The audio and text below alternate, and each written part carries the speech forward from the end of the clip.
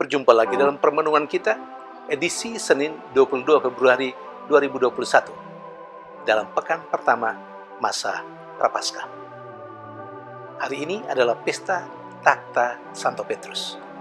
Dan bacaan-bacaan liturgi hari ini, bacaan yang pertama dari surat pertama Rasul Petrus, bab 5 ayat 1 sampai 4, dan bacaan Injil dari Injil Matius bab 16 ayat 13 sampai 19.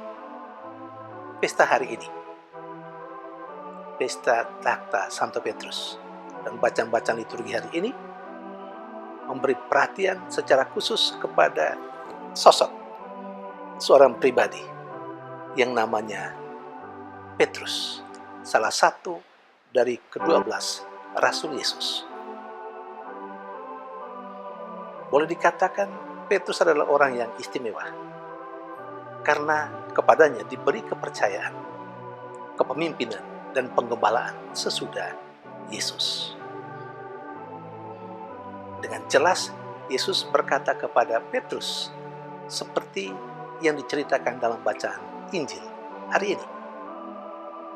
Engkaulah Petrus, di atas wadah sini akan kudirikan gerejaku. Kepercayaan yang mulia yang diberikan Yesus kepada Petrus justru terjadi setelah Petrus menjawab dengan sangat tepat atas pertanyaan Yesus. Dan pertanyaan Yesus ini berawal dari keinginan Yesus untuk mengetahui apa sih kesan orang-orang di luar sana tentang dirinya. Menurut mereka, siapakah dia? Dan itu yang dia tanyakan kepada para muridnya. Dan setelah para muridnya menjawab, Yesus lalu mengalihkan pertanyaan itu khusus kepada para muridnya, para rasulnya. Dia berkata, tapi menurut kamu, siapakah aku? Dan Petrus menegaskan, engkau adalah Mesias, anak Allah yang hidup. Bagi Yesus, jawaban Petrus itu adalah jawaban dari Allah Bapanya sendiri. Jawaban Allah, tetapi dengan menggunakan mulut Petrus. Selain bahwa Petrus pasti juga dalam kebersamaan dengan Yesus, coba mempelajari, coba mengenal, mendalami siapakah Yesus itu. Dan akhirnya dia menjawab tepat seperti yang diharapkan oleh Yesus. Dan memang demikian Yesus itu. Saudari dan saudara yang terkasih,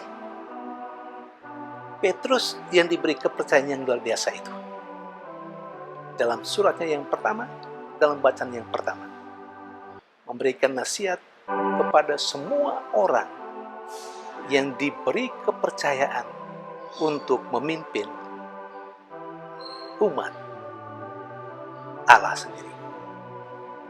Dia memberi nasihatkan dengan sangat bagus kepada siapapun yang adalah pemimpin yang menggembalakan kawanan domba Allah.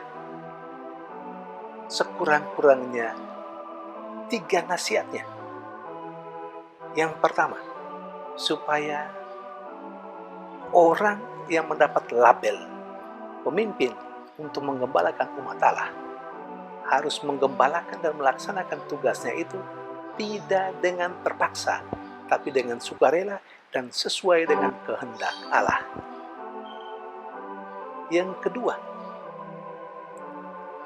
Petrus menasihatkan supaya seorang pemimpin yang diberi kepercayaan untuk menggembalakan umat Allah tidak mencari kepentingan atau keuntungan diri sendiri dalam karya, dalam tugas penggembalaan itu, tapi semata pengabdian diri. Dan yang ketiga, Petrus menasihatkan untuk siapapun yang berperan sebagai pemimpin dalam menggembalakan umat Allah, yakni ajakan supaya tidak menggembalakan umat Allah seakan memerintah. Artinya, seorang pemimpin tidak pertama-tama melihat umat gembalaannya secara vertikal, secara fungsional. Dia adalah pemimpin yang berada di atas dan umat ada di bawahnya. Dialah yang mengkomandoi.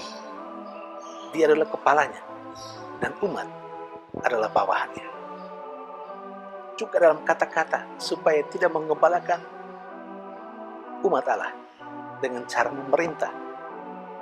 Mau ditegaskan di situ, tidak menggunakan kuasa sebagai pemimpin. Entah dia itu ketua lingkungan, ketua wilayah, atau mungkin juga pastor atau romo sebagai kepala paroki dan lain sebagainya. Tidak atas cara seperti itu, tidak menggunakan kewenangannya, kekuasaannya sebagai pastor kepala, sebagai pemimpin yang tertinggi.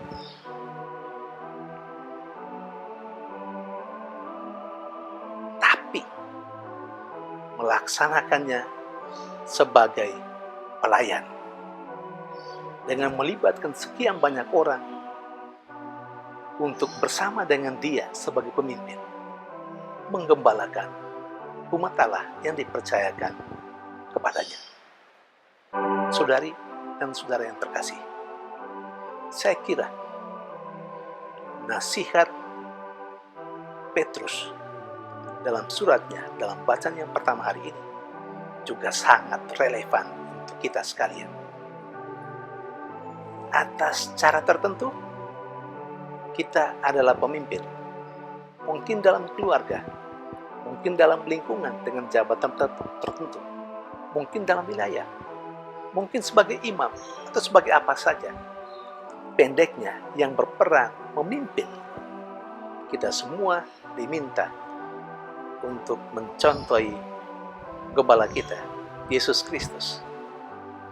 Untuk mencontohi Santo Petrus sendiri, menggembalakan dengan sukarela sesuai dengan kata Allah, tidak mencari keuntungan diri sendiri dalam karya penggembalaan itu, dan tidak main kuasa. Saudari dan saudara terkasih, semoga pesta hari ini dan bacaan-bacaan liturgi hari ini memberikan inspirasi bagi kita untuk menata kehidupan kita sebagai pemimpin dengan lebih baik lagi dalam karya penggembalaan kita hari ini dan hari esok. Tuhan memberkati.